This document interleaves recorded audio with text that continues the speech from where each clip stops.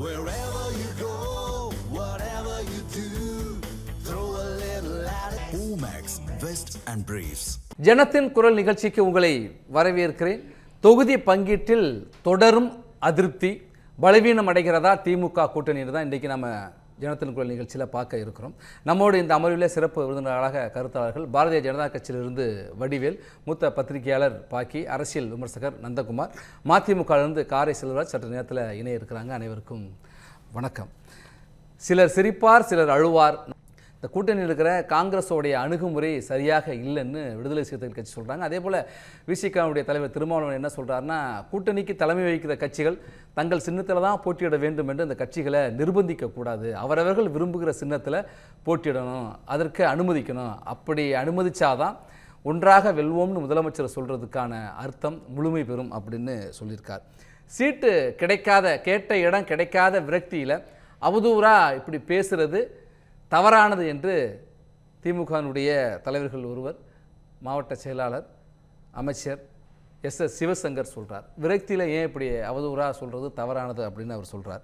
இப்படி திமுக கூட்டணிக்குள்ள அதிருப்தி தொடர்ந்து தொகுதி பங்கீட்டினால் அதிகரித்து கொண்டிருக்கு. இன்னும் சில கட்சிகளுக்கெல்லாம் மூவேந்த முன்னேற்ற கழகம் ஸ்ரீதர் பாண்டியருடைய கட்சி இருக்கா இல்லையானே தெரியலை. தொகுதி பங்கீட்டு பேச்சுவார்த்தை எதுவும் நடந்ததாகவும் தெரியலை, ஒதுக்கினதாகவும் தெரியலை. கொங்கு இளைஞர் பேரவை தனியரசு அந்த கூட்டணியில் தான் இருக்கிறாரு, அவருக்கு இடம் ஒதுக்கினதா இது வரைக்கும் அதிகாரப்பூர்வமாக அறிவிக்கப்படலை. அந்த கூட்டணியும் அதில் இருக்கா இல்லையா அப்படின்னு இன்னும் சின்ன சின்ன கட்சிகள்லாம் இருக்கா இல்லையான்னு தெரியல. நிற்கிற கட்சிகளும் திமுக சின்னத்தெல்லாம் நிற்கணும்னு அறிவுறுத்துறதும் அந்த கட்சிகளுக்குள்ள ஒரு நிர்பந்திக்கிறதும் ஒரு பெரிய அதிருப்தியை ஏற்படுத்தியிருக்கு. ஒரு பக்கம் எண்ணிக்கை குறைப்பு, ஒரு கட்சிகளுக்கு எண்ணிக்கை கூட, அதில் ஒரு பாரபட்சம், தொகுதி ஒதுக்கீட்டில் பாரபட்சம், சில கட்சிகளுக்கு தொகுதி ஒதுக்கீடே இல்லை, அவங்களையே கண்டுகொள்ளாமல் இருக்கிறாங்க என்ற குற்றச்சாட்டுலாம் வந்துட்டு இருக்கப்போ இந்த தொகுதி பங்கீட்டுனால அந்த கூட்டணிக்குள்ளே அதிருப்தி அதிகரித்து அந்த கூட்டணி பலகீனம் அடைந்திருக்கா, இன்டாக்ட் கூட்டணின்னு சொல்கிறாங்க. இன்றைக்கி பலகீனமான கூட்டணியாக இருக்கா அப்படிங்கிறதான் இன்றைக்கு கேள்வி. அப்படி இருக்கா வடிவேல்? நீங்கள் சொன்னதில் நிச்சயமாக நீங்கள் எடுத்து பாருங்கள். ஒரு கட்சி எந்த அளவுக்கு மனவேதனை அடைந்திருந்தால் சிரித்து கொண்டே அழுகின்றோம்னு சொல்லுவாங்கன்னு நீங்கள் யோசித்து பாருங்கள். மனவேதனை, அதுவும் வைகோ போன்றவர்கள்லாம் பார்த்தீங்கன்னா இந்த திமுகவுக்காக எவ்வளோ அரும்பாடுபட்டவர்கள். இந்த திமுகங்கிற கழகத்தை அன்னைக்கிலேருந்து இளம் வயதுலேருந்து வளர்த்து கொண்டாந்ததில் வைகோவோட பங்கும் பெரும் பங்கு. இன்றைக்கி அந்த கட்சியிலேருந்து வெளியே போனால் கூட திரும்பவும் திமுகவோட கூட்டணி வச்சு இன்றைக்கி இருக்கக்கூடிய அந்த கட்சியோட நிலைமை எப்படின்னா, 4 சீட்டு கொடுத்து அதை 3 சீட்டை உதயசூரியனில் நிற்க சொல்கிற இந்த மாதிரியான ஒரு அவல நிலைக்கு இன்றைக்கி மதிமுக தள்ளியிருக்குன்னா, இன்றைக்கி வைகோ கூட அதை மன்னிச்சுடுவார் சார். ஆனால் வைகோவுக்காக ஒரு 13 பேர் வந்து தீ வச்சு கொளுத்திக்கினாங்க பார்த்தீங்களா உடம்புல, அவங்களோட ஆத்மா மன்னிக்குமா? இன்னமும் வைகோ கட்சியில் இருக்கக்கூடிய தொண்டர்கள் வந்து திமுகவை ஏற்றுக்குவாங்கன்னு நீங்கள் நினைக்கிறீங்களா? அதே மாதிரி நீங்கள் எடுத்துங்க, கமலஹாசன் பண்ணியிருக்கிறது மிகப்பெரிய ஒரு தவறு சார். ஊழலை ஒழிப்போம்னு கட்சி தொடங்கிய கமலஹாசன் தன் சொந்த கட்சியை இன்றைக்கி அழிச்சிட்டு நிற்கிறார் சார். தான் மட்டும் எம்பி வாங்கினா போதும், வேறு யாரும் எம்எல்ஏ ஆகக்கூடாதுங்கிறதுக்காக அவர் பண்ணுறாரா? இல்லை திமுக வந்து சார் நீங்கள் உங்களுக்கு ஒரு எம்பி சீட்டு கொடுத்துருவா, நீங்கள் எதுவும் சீட்டு கேட்காதீங்கன்னு சொல்லுதா? என்ன அழுத்தம் எங்களுக்கு புரியல. இந்த சின்னத்தில் போட்டுட விருப்பம் இல்லை அப்படின்னு சொன்னார். திமுக சின்னத்தில் நிர்பந்தப்படுத்துறாங்க, எங்களுக்கு விருப்பம் இல்லை. அப்போ நீங்கள் கூட்டணி விட்டு வெளில வந்துருங்க. நீங்கள் எதுக்கு அப்போ வந்து நீங்கள் வாங்கினீங்க? நீங்கள் ஒரு எம்பி மட்டும் உங்களுக்கு போதும் அப்படின்னா நீங்கள் ஏன் சார் தனியாக ஒரு கட்சியை ஆரம்பித்து இத்தனை ஆயிரக்கணக்கான தொண்டர்களும் உங்கள் ரசிகர்களை ஏன் அப்படி நீங்கள் வந்து காயப்படுத்துறீங்க நான் கேட்குறேன். இன்றைக்கி உங்கள் கட்சியில் இருக்கக்கூடிய மற்ற நிர்வாகிகளுக்கு நீங்கள் என்ன பதில் சொல்ல போகிறீங்க? நீங்கள் மட்டும் எம்பி ஆகணும்னா நீங்கள் மட்டும் ஒரு கட்சி ஆரம்பிக்காமல் திமுகவில் சேர்ந்தீங்கன்னா ராஜ்யசபா சீட்டு கொடுத்துட போகிறாங்க சார். தமிழ்நாட்டு அரசியலில் ஒரு முன்மாதிரி நாகரிகத்தை நான் முன்னெடுக்கிறேங்கிறாரு. என்ன டார்ச் லைட் எடுத்து டிவியை உடைச்சிங்களே அந்த மாதிரியான நாகரிகமா? இப்போ நான் உடச்சிட்டு டிவியை உடைச்சது மட்டும் இல்லாமல் இப்போ நீங்கள் உங்கள் கட்சியை கொண்டாந்து நீங்கள் அழிச்சிட்டீங்க, அடமானம் வச்சுட்டு அழிச்சிட்டு உட்காந்துருக்கீங்க. அதே மாதிரி தான் நீங்கள் திருமாவளவன் எடுத்துங்க. அவர் காலத்துக்கும் காலம் பூரா நீங்கள் அந்த ரெட்டை இலக்கத்து சீட்டுக்காக கேட்டுட்டு இருக்காரு சார். சமூக நீதிக்காக போராடி கடைசியாக சமூக நீதியை மறுக்கிற திமுக கிட்ட போய் அடிவடைஞ்சு நீங்கள் கிடைக்கிறாரு. அவர் எவ்வளோ தூரத்துக்கு அவமானப்படுத்தியிருக்காங்க திருமாவளவன். அவர் தொண்டர்கள், உண்மையிலே விசிகாவோட தொண்டர்கள், நீங்கள் அந்த கட்சியை மதிக்கிறீங்கன்னா நீங்கள் முன்னாடி காலத்தில் நீங்கள் எடுத்து பாருங்கள். 15 வருஷம் 20 வருஷத்துக்கு முன்னாடியே 35 சீட்டு 12 சீட்டு 13 சீட்டு எல்லாம் விசிகா போட்டிட்டு இருக்கு. ஆனால் இன்னைக்கு காலகட்டம் எப்படி? ஒரு காலத்தில் கருணாநிதி சொன்னார், திருமா உங்களுக்கு இதயத்தில் இடம் உண்டு, ஆனால் தொகுதியில் தான் கொடுக்க முடியல அப்படின்னு. அதை தாண்டி ஒரு படி தாண்டி இன்னைக்கு ஸ்டாலின் வந்து 6 சீட்டு 8 சீட்டு அதுக்குள்ளே முடக்கிக்கிட்டே இருக்காரு சார் திருமாவளவன். எனக்கு ஒரே ஒரு டவுட் சார், காலத்துக்கும் ஒரு டவுட் இருக்கு. சமூக நீதி பேசக்கூடிய திமுகவில் அதே சமூக நீதி பேசக்கூடிய திருமாவளவன் ஒரு முறையாவது தன்னை பொது தொகுதியில் நின்று போட்டியிடணும். நீ வெற்றி பெறணும்னு நான் கேட்கல, நீங்க வெற்றி பெற மாட்டீங்க, வெற்றி பெறுங்க, அதெல்லாம் அடுத்த விஷயம். ஒரு முறையாவது தயவு செய்து போட்டி போடுங்க. உங்க கட்சியை ஆரம்பிச்சு 40 வருடங்கள் ஆயிடுச்சு. போன தடவை 2 பேர் வெற்றி பெற்றிருக்காங்க. நான் என்ன கேட்கிறேன், திருமாவளவனை கேட்கிறேன் சார். திருமாவளவன் சமூக நீதி பேசுறாரு. திருமாவளவனுடைய பிரதிநிதிகளான நீங்க போட்டி விடுங்க, தலைவரா நீங்க போட்டி விடுங்கிறேன். ரிசர்வ் தொகுதியில் மற்ற சமுதாயத்தை சேர்ந்தவங்க தான் போட்டியிட முடியாது. ஆனால் உங்களால் மற்ற பொது தொகுதியில் போட்டியிட முடியும்ல? நீங்கள் போட்டி போடுங்க, நீங்கள் ஜெயிக்கிறீங்க தோக்குறீங்க அது பிரச்சனை கிடையாது. ஆனால் நீங்கள் போட்டியிடுங்கிறேன். அதுக்கு திமுக உங்களுக்கு வாய்ப்பு கொடுக்குமான்னு நான் கேட்குறேன். அந்த வாய்ப்பு கொடுக்க மாட்டேங்குதுல. திமுகவுடைய துணை பொதுச்செயலாளர் ஆராசாவே பெரம்பலூர்லேருந்து நீலகிரிக்கு போறாரு. திமுககாருக்கே பொது தொகுதிக்கு வாய்ப்பு இல்லாதப்ப இவருக்கு எப்படி வாய்ப்பு? இப்போ என்ன தெரிஞ்சுக்கணும், மக்கள் தெளிவாக தெரிஞ்சுக்கணும். அப்போ சமூக நீதி பேசக்கூடிய திமுக யாரை சாதியை பார்த்து தான் சீட்டு கொடுக்குது. நீங்கள் இந்த மாதிரி ரிசர்வ் தொகுதியில் ஒடுக்கப்பட்ட மக்கள்னா உங்களுக்கு ரிசர்வ் தொகுதியில் மட்டும்தான் சீட்டுன்னு சொல்லுது. அப்படி நீங்கள் அதிமுக எடுத்துங்க சார். தனபால சபாநாயகர் ஆக்கி உணவுத்துறை அமைச்சராக்கி அழகு பார்த்தவங்க ஜெயலலிதா அம்மையார் சார். நீங்கள் அந்த காலகட்டம்லாம் தாண்டி பாருங்க. ஒவ்வொரு கட்சிக்கும் ஒரு வரலாறு இருக்கு சார். கம்யூனிஸ்ட் எடுத்துங்க சார். உண்மையிலேயே கம்யூனிஸ்ட் என்பவர்கள் உலகத்தில் பார்த்தீங்கன்னா கம்யூனிஸ்டுங்கிறவங்க ஒரு போராளிகள்னு சொல்லுவாங்க சார். ஆனால் இந்தியாவில் இருக்கக்கூடிய கம்யூனிஸ்டுகள் 4 சீட்டுக்காக நாட்டையே விற்கிற நிலைமைக்கு இன்னைக்கு வந்து நிற்கிறாங்க சார். இந்த மாதிரியான ஒரு சூழல்ல இன்னைக்கு கம்யூனிஸ்ட் நிற்குது. இவங்கெல்லாம் சேர்ந்து ஒரு இன்டெக்டான கூட்டணி இருந்தாங்க. இன்னைக்கு பாருங்க ஒவ்வொரு கட்சியாக வெளியே போயிட்டு இருக்கு. தமிழக வாழ்முறை கட்சி எங்க? அவங்க எங்கே போயிட்டாங்க? அவங்க இருக்கிற அட்ரஸத்தில் அவங்க வந்து நான் வெளில போகிறேன்னு வெளில போயிட்டாங்க. இன்னைக்கு மக்கள் நீதி மையம் எங்களுக்கு சீட்டே வேணான்னு சொல்கிற நிலைமைக்கு வந்துட்டாங்க. நீங்கள் இப்படி ஒவ்வொரு கட்டையாக போட்டு 175 சீட்டு இன்னைக்கு திமுக நிற்கிறேன்னு சொல்லிட்டாங்க. இன்னைக்கு அதே மாதிரி இன்னைக்கு தேவர் சமுதாயத்தை ஒருங்கிணைக்கக்கூடிய ஆல்ரெடி இருந்தால் அந்த கட்சி என்னன்னு தெரியல. அவர் வாண்டியார் எங்கே போனாருன்னு தெரியல. அந்த கட்சிக்கான இது அங்கீகாரம் என்ன ஆச்சுன்னு தெரியல. அந்த கட்சி இருக்கா என்னன்னு தெரியல. ஒட்டுமொத்தமாக அந்த சமுதாயத்தை புறக்கணிக்கிற நிலைமைக்கு கொண்டு வராங்க. இந்த மாதிரி ஸ்ரீதர் வாண்டியார். ஆமாம், ஸ்ரீதர் வாண்டியார் தான் சொல்கிறேன். அவர் என்ன ஆனாருன்னு தெரியல. ஏற்கனவே ஒரு தடவை போட்டிட்டாரு, இப்போ என்ன ஆனாருன்னு தெரியல. இந்த மாதிரியே திமுக கூட்டணி வந்து இன்டாக்டாக இருக்குது அப்படிங்கிறது சுத்த போய். ஒவ்வொரு கட்சியும் ஒவ்வொரு மன உளைச்சலில் இருக்காங்க. கட்சி தலைவர்களை தாண்டி தொண்டர்களோட மனநிலை ரொம்ப மோசமான நிலைமையில் இருக்குது. அவங்க எல்லாருமே வந்து திமுக மேலே மிக அதிருப்தியில் இருக்காங்க. அதனால் இந்த கூட்டணி வந்து மிக மோசமான ஒரு தோல்வியை நோக்கி தான் போய் நிற்கும். மோசமான தோல்வியை நோக்கி போயிட்டு இருக்கு அப்படிங்கிற வடிவேல் கேள்வியை முன் வச்சுட்டேன். தேசிய ஜனநாயக கூட்டணியில் அதிமுக தலைமையில் கூட்டணியிலும் பிரச்சனை தான் இருக்குது, அதிருப்தி தான் இருக்குது. ஆனால் அது பேச மாட்டேங்கிறீங்க, எங்களை மட்டும் ஏன் கேள்வி கேட்குறீங்கிறார் சார். அதுக்கு முன்னாடி சார் பேசும்போது சார் காரை செல்வராஜ் சார் ஒன்று சொன்னாப்புல, அதாவது திராவிடத்துக்கும் சனாதானத்துக்கும் எதிரான போர் இது அப்படின்னாப்புல. இந்த சனாதானத்தை நாங்கள் இங்கே வந்து கால் உண்டை விட மாட்டோம் அப்படின்னாங்க. நான் ஒன்று கேட்குறேன். திமுக ரவுடித்தனம் பண்ணி கட்ட பஞ்சாயத்து ஊழல் பண்ணுற திமுக இங்கே தமிழ்நாட்டை ஆளும்போது 1.5 லட்சம் இலங்கை தமிழர்களை என் சொந்த தமிழ் உறவுகளை கொண்டு கொண்டு சூறையாடின காங்கிரஸ் இங்கே ஆளும்போது நீங்கள் அடங்கமறு அத்துமீறுன்னு சொல்லி இங்கே வந்து இளைஞர்களிடையே வந்து ஒரு கலவரத்தை உண்டாக்குற விசிகா வந்து இங்கே ஆளும்னு நினைக்கும் போது nation first party next self லாஸ்ட்டுன்னு சொல்லக்கூடிய பாரதிய ஜனதா, ஆமாம் நாங்கள் ஆர்எஸ்எஸோட வளர்ப்பு தான், எங்களோட சித்தாந்தம் தேசியம் தான், நாங்கள் இந்த நாட்டை ஆளணும்னு நினைக்கிறதுல என்ன தப்பு இருக்குன்னு நான் கேட்குறேன். ஏன் இந்த இதே சித்தாந்தம் சார், இந்த சித்தாந்தம் நான் சொல்கிறேன் சார், எங்களுக்கு உச்சந்தலையிலேருந்து உள்ளாங்கால் வரைக்கும் இந்த சித்தாந்தம் ஏறி போய் தான் இருக்குது. இந்த சித்தாந்தம் இந்த பூமியில் நாங்கள் ஜெயிக்க தான் போகிறோம், அதை நீங்கள் பார்க்க தான் போகிறீங்க. அதனால் வந்து இந்த டெல்லிக்கும் தமிழகத்துக்குமான போர், இந்த சனாதானத்தை இங்கே வந்து உள்ளே நுழைய விட மாட்டோம், இப்படி பூச்சாண்டி காட்டுற வேலையெல்லாம் இனிமேல் ஆகாது. இந்த சித்தாந்தம் இங்கே ஜெயிக்கக்கூடிய சித்தாந்தம். இந்த சித்தாந்தத்தை மக்கள் ஏற்றுக்க போகிறாங்க.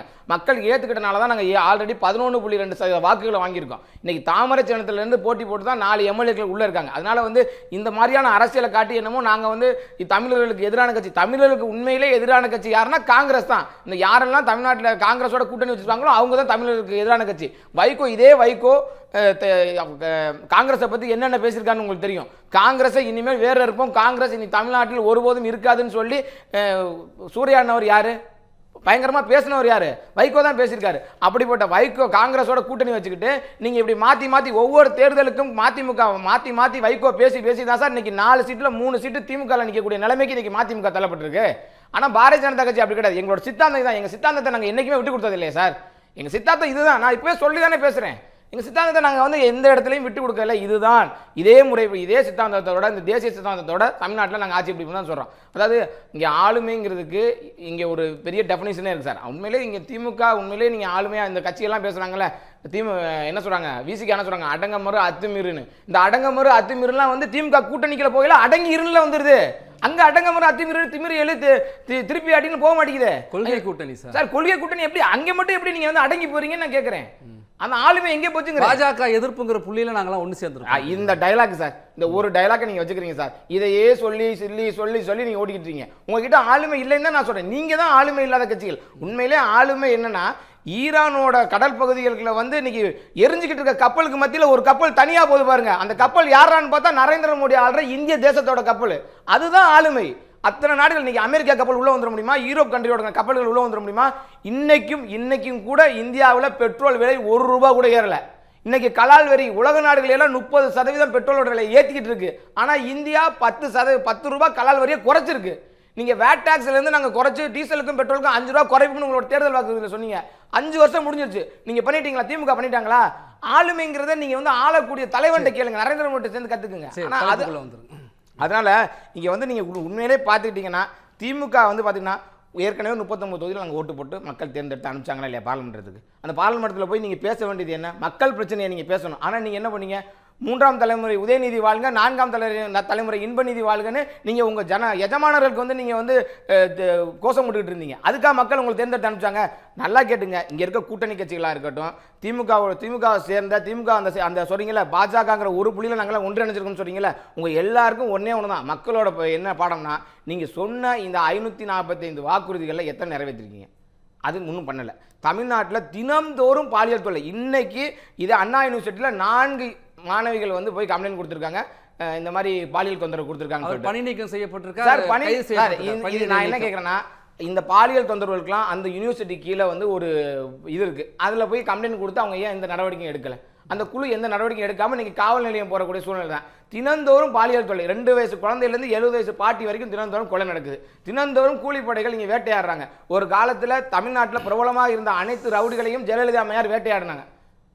அந்த மாதிரி சூழலை போய் ரவுடி சத்த தமிழ்நாட்டில் இருந்து அமைதி பூங்காவாக அந்த அம்மையார் மாற்றி வச்சுட்டு போன இந்த இதை இன்னைக்கு வந்து தினசரி கொள்ளை ரவுடித்தனம் நகை பறிப்பு பாலியல் பலாத்காரம் இதான் நடந்துட்டு இருக்கு. அதனால இந்த கூட்டணி கட்சிகளுக்கும் சரி திமுகவுக்கும் சரி மக்கள் இந்த தேர்தலில் நீங்கள் என்ன வேணாலும் சொல்லிக்கலாம். நாங்கள் எந்த விதமான அதிருப்தியிலும் இல்லை.